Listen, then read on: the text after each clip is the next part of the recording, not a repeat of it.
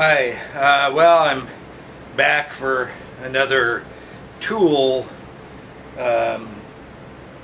review, I guess, or whatever. But anyway, this is my table saw, and I've had this for years. And I noticed, I think it was about 6 months ago, they still sell it. I think it was $100 more. It's a Craftsman. It's not a terrific tool, but it has been very good for me. You know, someday I hope to get a saw stop, but that's still down the road a little bit. So you see these on Craigslist periodically. Don't hesitate, like if you find one and it's not working, because the parts are on eBay constantly. People in fact, when I get a new saw, I will probably part this out and sell it on eBay, and probably get more for it than when you can go out and buy one. Probably quite a bit more. And it's a Craftsman 218-290, and it also is the same as one that I believe it was Ryobi made, like a 300 or 360 or something like that. But you'll see on eBay, they'll kind of list them together. You can buy zero clearance aftermarket things, you can buy motors, you can buy everything for this rig, and they're not too badly priced. It's pretty functional, but it's not 100% accurate.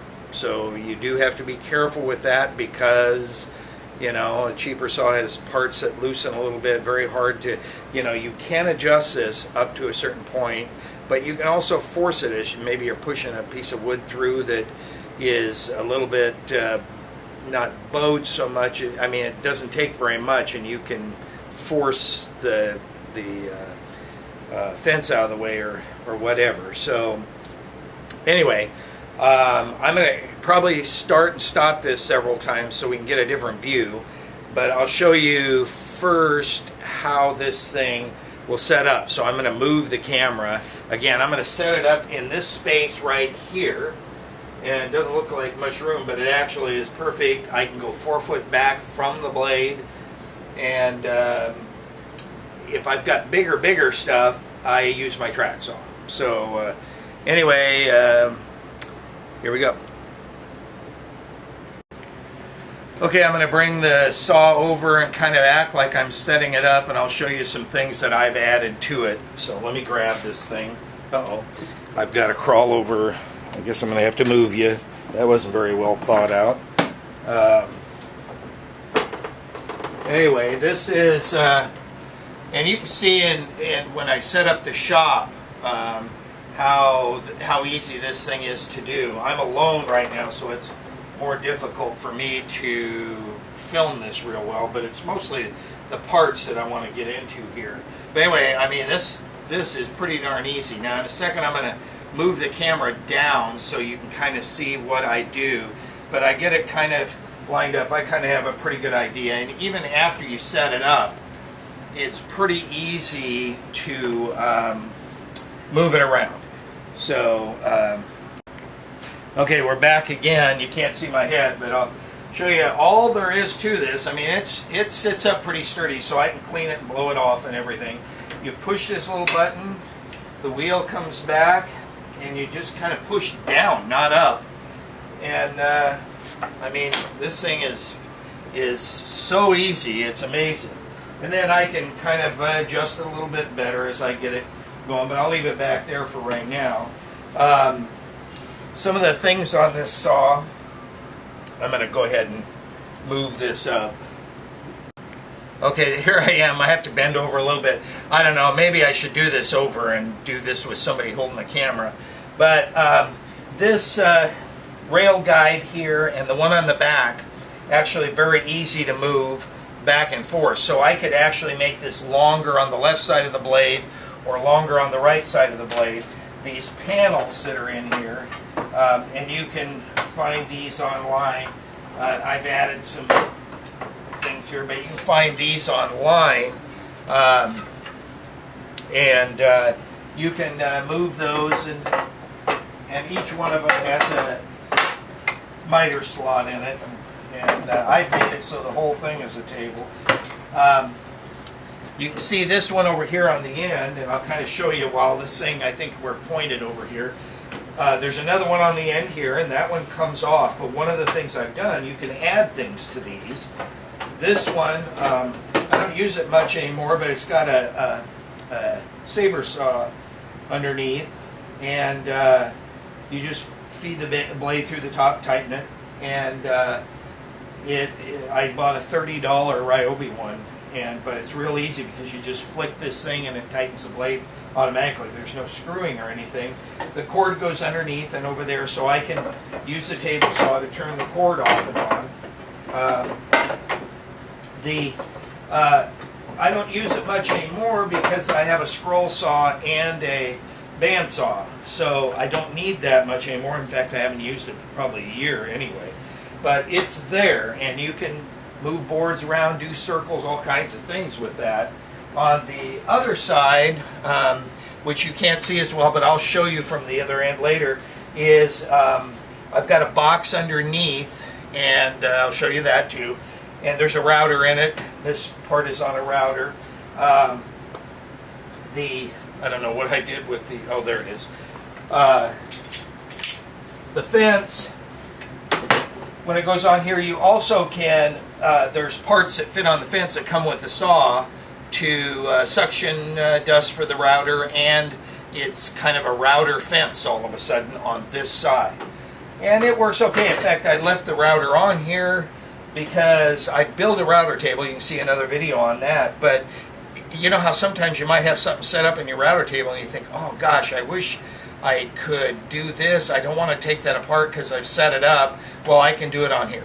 So anyway, it's there for that. I really haven't done it yet, but I know there'll come a time when that'll happen. So anyway, you can move all those back and forth. I'm going to show you one tool, one thing that I've had to do to adjust this thing. Actually, I changed my mind. I'm going to show you I did an outfeed table. Back here in the back, I have one of these rigid, I can barely lift it here, but one of these is for outfeed.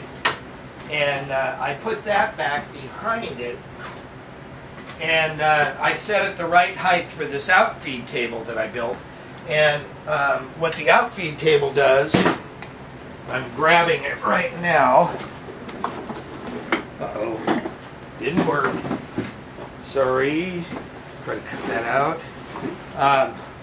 I have this table, and I'll show you before I put it away. You know, I'll lift it a little bit here, but I got stuff inside. You can see it's all scrap. Everything's made of scrap. I did route in a place for the miter bar. There's a drawer here, and it's a fairly long drawer, and I've got a bunch of these devices, and I can throw the blade in here when I'm putting, I do use an 8-inch dado blade in here, and it works fine. I've been using it for years. So anyway, and I made some of these zero clearances. You can make your own. Kind of difficult with this saw because of its areas, but you know, it's something to do.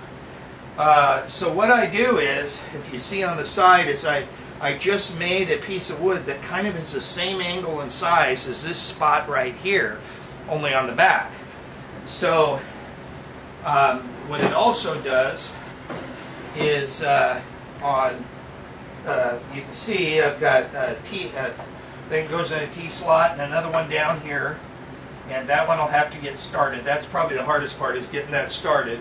Once I get started, I bring it down. When I get it lined up correctly, then I am able to clamp it in place, and I'll tell you what, it doesn't move. So I should be probably on the other side, but let's see. I think I did get it actually.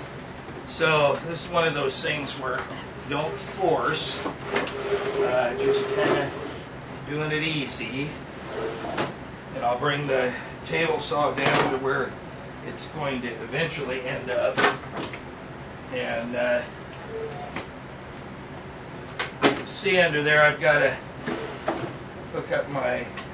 Alright, so that's that side. So I'm going to go ahead and clamp this here. And I didn't leave a ton of room for myself when well, I didn't notice that. That T-slot fit in there pretty quick, but it's not always quite that easy. And the other side, I just have one of those clamps that just pulls. So anyway, there's the outfeed table. I've got to line it up yet, but I'm not going to worry about that right now. So that's that part of it. Now I'll show you one other thing before I show you some other pieces. Under here, already dropped a piece, but anyway, I keep this. I made this for kind of an infeed table, and because every once in a while when you're doing some miter stuff, I'll loosen this a little bit, take it off. Every once in a while when you're doing some miter stuff, and you'll have to figure out how to make one of these yourself, but I just used stuff I had around and blocks of wood to fit, shims that fit, and this thing happens to slide in here, but otherwise I would have made a piece of wood that does it. But anyway, that's in there. Then these are nothing but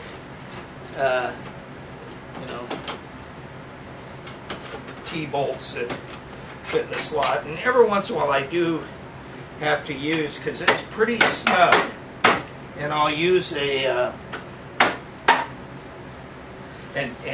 what I'm going to do here is line up my slot by eye for now. Once I tighten this, it actually levels itself to the table pretty well, and it is very sturdy.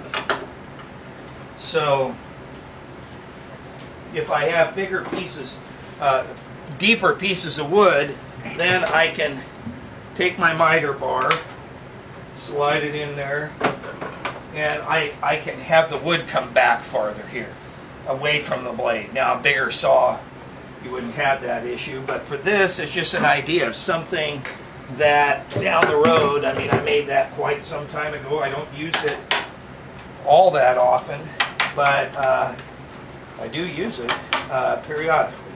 And these things are more safety than anything. Anyway, I'm going to stop it for right now, take this off, and then I'll get started again.